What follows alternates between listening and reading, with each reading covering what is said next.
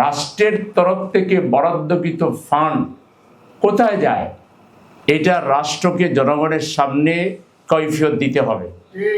এই যে বাজেট হয়ে গেল, এই বাজেটে কওমি মাদ্রাসার জন্য, ছাত্রদের ডেভেলপমেন্টের জন্য, শিক্ষার মান উন্নয়নের জন্য, অবকাঠামো উন্নয়নের জন্য কি বরাদ্দ রাখা হয়েছে? আসসালামু আলাইকুম ওয়া রাহমাতুল্লাহি ওয়া বারাকাতুহু।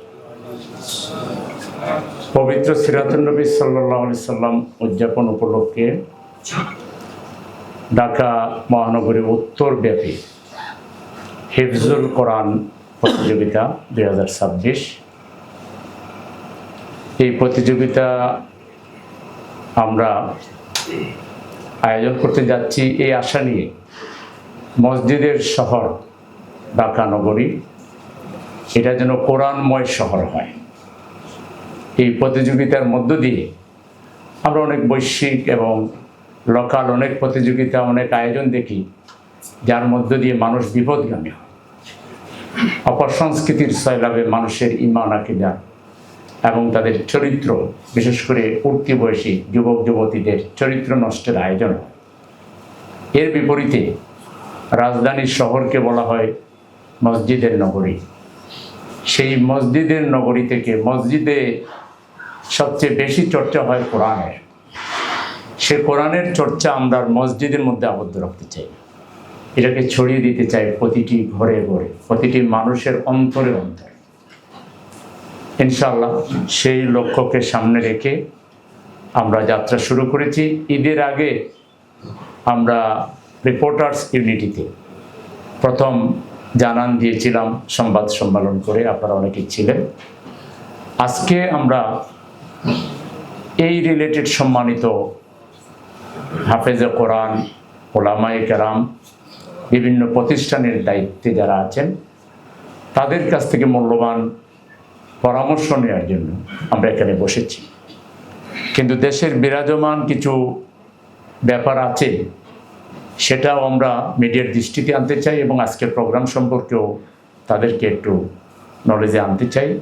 সেই লক্ষ্যে আমরা কিছু মিডিয়াকে, সবাইকে বলি নেই, উত্তরায় মিডিয়ার জন্য আসে একটু কঠিন, দূরে পড়ে যায়। তো যারা এসেছেন তাদেরকে প্রথমে স্বাগত জানাচ্ছি।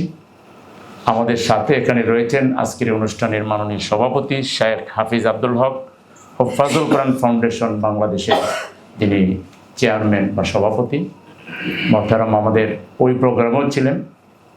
আমার বামে আরেকজন বিশিষ্ট ইসলামী চিন্তাবিদ, তরুণ উদীয়মান রাজনীতিবিদ, এই ঢাকা নগরীতে যিনি দীর্ঘদিন থেকে সমাজের মানুষের কল্যাণে নিবেদিত প্রাণের কাজ করছেন, ডক্টর মোহাম্মদ রেজাউল করিম আমার বাম পাশে আছেন, এবং হযরত উলামায়ে কেরাম, হুফাজুল কোরআনের সাথে রিলেটেড সম্মানিত হাফেজগণ যারা এসেছেন, এবং সম্মানিত মিডিয়ার বন্ধুগণ। আপনারা জানেন যে উপমহাদেশে ব্রিটিশ বিরোধী আন্দোলন, স্বাধীনতা সংগ্রাম এবং মানুষের অধিকার প্রতিষ্ঠার লড়াইয়ে কওমি আলেমদের অগ্রণী ভূমিকা ছিল। দারুল উলুম দেওবন্দের আলেমগণ থেকে শুরু করে আমাদের এই দেশের সম্মানিত আলেমগণ স্বাধীনতা সংগ্রামে, ব্রিটিশ বিরোধী আন্দোলনে, বিশেষ করে মানুষের অধিকার প্রতিষ্ঠায়, ন্যায় এবং ইনসাফ প্রতিষ্ঠায়, জেল জুলুম, নির্যাতন নিপীড়ন থেকে শুরু করে হেন কোনো কাজ নেই, অত্যাচার নিপীড়ন নেই যেটা আলেমদের উপরে করা হয়নি। অনেক সময় আলেমদেরকে দুর্বল ভাবা হয়, অনেক সময় আলেমদেরকে একটু পিছিয়ে পড়া মনে করা হয়। অথচ ইতিহাস জানলে দেখা যাবে ইতিহাসের বাঁকে বাঁকে প্রতিটি দুর্যোগে, দুর্ভোগে, ক্রাইসিসে আলেম সমাজ নেতৃত্বের ভূমিকা আছে, এবং এই জন্য তৎকালীন শাসক গোষ্ঠীর চক্ষুশূলেও তারা পরিণত হয়েছে, শহীদ হয়েছিলেন, আহত হয়েছিলেন, কারাবরণ করেছিলেন। প্রতিটা আন্দোলন সংগ্রামে আলেম সমাজের অনন্য ভূমিকা ছিল। আজকে আমরা দেখি আমাদের হাফেজ সাহেবরা বিশ্বের বিভিন্ন প্রতিযোগিতায়, আন্তর্জাতিক প্রতিযোগিতায় তারা বাংলাদেশের সুনাম বৃদ্ধি করছে, বাংলাদেশকে তারা উচ্চকিত করছে। আমাদের দেশে তাদের সামাজিক কোনো মূল্যায়ন নেই, রাষ্ট্রীয় কোনো মূল্যায়ন নেই। যে কোনো একটা কিছু দুনিয়ার কোনো জায়গায় কেউ যদি অবটেন করে, লাভ করে, তাহলে দেখা যায় তাকে নানা সম্বর্ধনা, রাষ্ট্রীয় পুরস্কার, এটা সেটা। কিন্তু হাফেজে কোরআনরা বাংলাদেশকে যে বারবার আন্তর্জাতিক অঙ্গনে তুলে ধরছেন, তাদের কোনো মূল্যায়ন আমরা দেখছি না। আমরা চাই সকল ক্ষেত্রে বৈষম্য দূর হোক। আজকে আমরা শিক্ষার ক্ষেত্রে বৈষম্য দেখছি, আজকে সেবার ক্ষেত্রে আমরা বৈষম্য দেখছি। আপনারা দেখবেন বছরের প্রথম দিন সকল স্কুলে সরকারি টাকায় নতুন কড়কড়া বই দেওয়া হয়, কিন্তু আপনারা কোনো হাফেজ সাহেবদেরকে কিংবা কোনো কওমি মাদ্রাসার ছাত্রদেরকে এরকম বই দিতে দেখেছেন? আজকে কওমি মাদ্রাসাগুলোতে এতিম ছাত্ররা পড়ালেখা করে। এতিমদের জন্য, গরিবদের জন্য, অসহায়দের জন্য সিটি কর্পোরেশন সহ রাষ্ট্রের বিভিন্ন ফান্ড আছে। সেই ফান্ড কোথায় যায়? সেই ফান্ড তো আমরা আমাদের এতিম বন্ধুদের পুনর্বাসনের জন্য, অসহায় ভাইদের কর্মসংস্থানের জন্য, এবং আমাদের এই কওমি মাদ্রাসা, হাফিজিয়া মাদ্রাসা, এই মাদ্রাসাগুলোর উন্নয়নে রাষ্ট্রের তরফ থেকে বরাদ্দকৃত ফান্ড কোথায় যায়? এটা রাষ্ট্রকে জনগণের সামনে কৈফিয়ত দিতে হবে। এই যে বাজেট হয়ে গেল, এই বাজেটে কওমি মাদ্রাসার জন্য, ছাত্রদের ডেভেলপমেন্টের জন্য, শিক্ষার মান উন্নয়নের জন্য, অবকাঠামো উন্নয়নের জন্য কি বরাদ্দ রাখা হয়েছে? স্পেসিফিকলি আমরা সরকারের কাছে ব্যাখ্যা চাইব। কেন শিক্ষার ক্ষেত্রে কেন বৈষম্য? একই দেশে দুই ধরনের ট্রিটমেন্ট কেন? আমরা এই বৈষম্য মানি না। বৈষম্যের বিরুদ্ধে আন্দোলন করেই প্রায় ১৫০০ তরুণ তরুণী, যুবক যুবতীদেরকে এই দেশে জীবন দিতে হয়েছে। আর প্রায় ৪০,০০০ মানুষ এখনো কত বহন করে। কারো চোখ নাই, কারো পা নাই, কারো হাত নাই, কারো কিছুই নাই। পরিপূর্ণ পঙ্গুত্ব বরণ করেই কিন্তু তারা জীবনযাপন করে যাচ্ছে। এই অবস্থায় আমরা এখনো দেশে বৈষম্য দেখব, এটা হতে পারে না। আমি সুস্পষ্টভাবে দাবি জানাচ্ছি, আমাদের কওমি মাদ্রাসার সম্মান, হাফিজদের ইজ্জত এবং মর্যাদা, এবং আমাদের এতিম শিশুদের, আমাদের অসহায় মাদ্রাসা ছাত্রদের এবং আমাদের শিক্ষকদের জীবন মান উন্নয়নের জন্য সরকারের পক্ষ থেকে সুস্পষ্ট ঘোষণা থাকতে হবে, সুস্পষ্ট বাজেট বরাদ্দ করতে হবে। বাজেট পাশ হওয়ার আগেই কওমি মাদ্রাসা, হাফিজি মাদ্রাসা এবং এতিম, অসহায়, গরিব মাদ্রাসা ছাত্র শিক্ষকদের জন্য সুস্পষ্ট বরাদ্দ আমি দাবি করছি, এবং এগুলোর জন্য আমরা দেখতে পাই ইনশাআল্লাহ। সম্মানিত সাংবাদিক বন্ধুগণ, সম্মানিত সুধী মণ্ডলী এবং এখানে যারা এসেছেন, আমরা সবাইকে স্বাগত জানাচ্ছি। একই সাথে দেশের বিরাজমান পরিস্থিতি সম্পর্কে আমি দু একটি কথা বলতে চাই। আপনারা দেখেছেন ভারতীয় হাই কমিশনার হিসেবে নিয়োগপ্রাপ্ত ব্যক্তি, তিনি বলেছেন যে কথা, এটা আমাদের স্বাধীনতার সার্বভৌমত্বকে চ্যালেঞ্জ করে। তিনি এপার বাংলা ওপার বাংলাকে এক করে দিতে চেয়েছেন।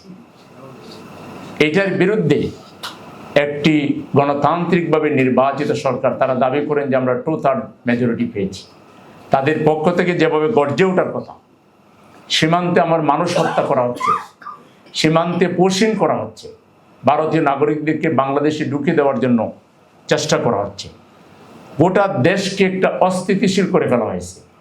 এর বিরুদ্ধে রাষ্ট্রের পক্ষ থেকে পার্লামেন্টে একজন ব্যক্তি, পার্লামেন্ট মেম্বার, তার দাড়ি আছে, টুপিও আছে, পায়জামা পাঞ্জাবি আছে, হোয়ারেজ তিনি পর্দাকে নিয়ে, নারীর ড্রেস আপকে নিয়ে কটাক্ষ করছেন। অর্থাৎ ওরা বাজেটে যে কার্যকর কর্মসংস্থান, তরুণদের কর্মসংস্থান এবং উদ্যোক্তাদের ব্যাংক থেকে ঋণ নেওয়ার যে কোনো কার্যকরী ব্যবস্থা রাখে নাই, বরং তারা ঘাটতি বাজেট পূরণের জন্য ব্যাংক থেকে লোন নিয়ে ঘাটতি বাজেট পূরণ করবে। দ্যাট মিনস উদ্যোক্তারা লোন পাবে না, দ্যাট মিনস কর্মসংস্থান হবে না, তরুণরা তাদের কোনো কর্মসংস্থান হবে। এইটাকে ডেকে দেওয়ার জন্য এখন নতুন নতুন ফন্দি তারা আটতেছে।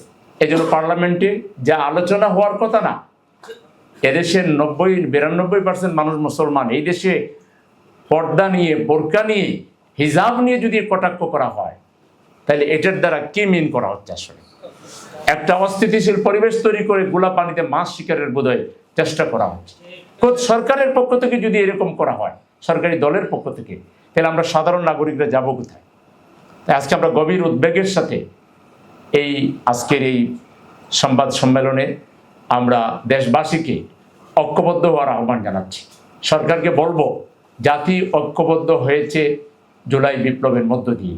এখানে বিসমিল্লাহ গলত করে আপনারা ফারাক তৈরি করেছেন।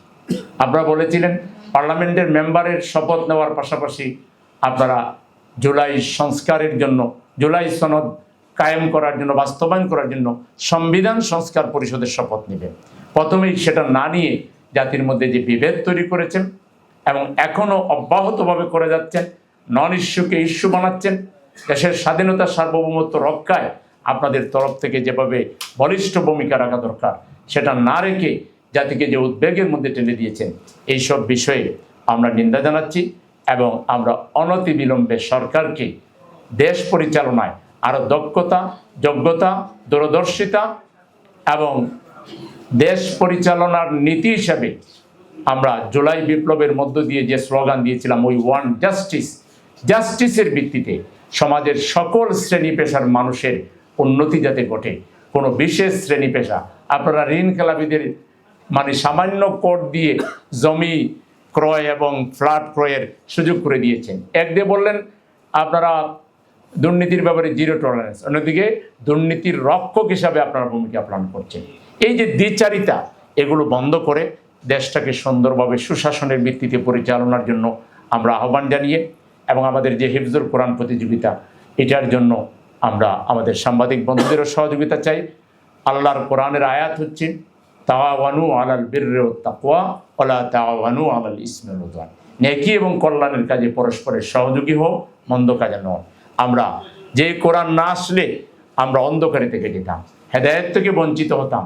সেই মহান গ্রন্থ, মহান আল্লাহ তাআলার প্রেরিত সর্বশেষ হেদায়েতের চূড়ান্ত যে কিতাব, সেই কিতাবের চর্চা বাড়ানোর জন্য, সেই কোরআনের দিকে মানুষের মনোযোগ বাড়ানোর জন্যই আমরা এত বড় আয়োজন করেছি। এই আয়োজনে আপনারা সবাই আমাদের মিডিয়া পার্টনার হয়ে থাকবেন। সবাই এই হিফজুল কোরআন প্রতিযোগিতার প্রচার এবং প্রসারে আপনারা এটাকে একটা পুণ্যের কাজ মনে করে, এটা আপনাদের নাগরিক দায়িত্ব মনে করে আপনারা সহযোগিতা করবেন। এবং আগত উলামায়ে কেরাম, হাফেজ সাহেবগণ যারা এসেছেন, তাদের সবাইকে স্বাগতম, সুস্বাগতম জানিয়ে সবার মূল্যবান পরামর্শ আশা করে সবাইকে আমার পক্ষ থেকে অনেক অনেক শুকরিয়া এবং ধন্যবাদ জ্ঞাপন